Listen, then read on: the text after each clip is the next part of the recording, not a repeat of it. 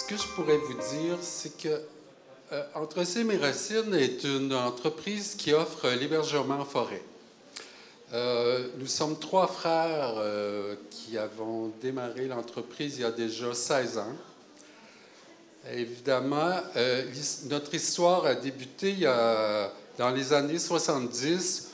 Mon père, qui est originaire de Saint-Étienne-de-Bolton, tout près de Eastman, là, et c'est lui qui a développé tout le côté forestier de l'entreprise, parce qu'au début, c'était vraiment une entreprise pour exploiter la forêt.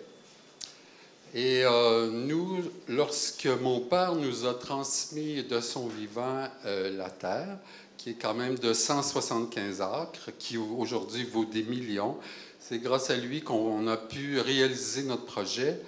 Nous voulions construire des maisonnettes en forêt pour que les gens En fait, notre projet s'adressait surtout aux gens des villes, les urbains, qui viennent chez nous pour se ressourcer, vivre un autre mode de vie différent de leur vie quotidienne. Ce qui nous a amenés en affaires. Évidemment, ce n'est pas premièrement les sous comme la plupart des gens, mais plus le côté création. C'est vraiment le côté création qui nous a amenés, les trois frères, à monter ce projet.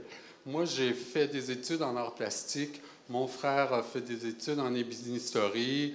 Mon autre frère a travaillé au Musée de la civilisation à Québec. Alors, on avait déjà tout un bagage lorsqu'on a débuté. Il faut dire qu'on n'avait pas 20 ans, on était dans la quarantaine à l'époque et on avait déjà un bagage au niveau création.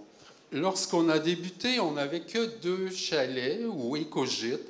Nous, on utilise le mot écogîte parce que ça définit davantage l'habitation qui se veut une construction écologique dans un développement durable.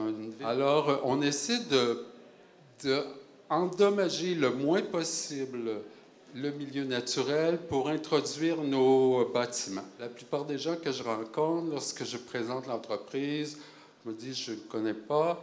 Et je leur dis, est-ce que vous connaissez la Maison du Hobbit au Québec? Et nous, évidemment, on offre des petits bâtiments qui soient sous terre, comme celui-ci et à demi sous terre, ou un autre qu'on a construit récemment, ou des maisons sur terre construites de nos mains avec les arbres de notre forêt.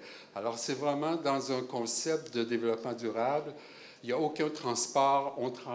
On transforme sur place à partir de matières premières, qui est souvent le bois et la pierre.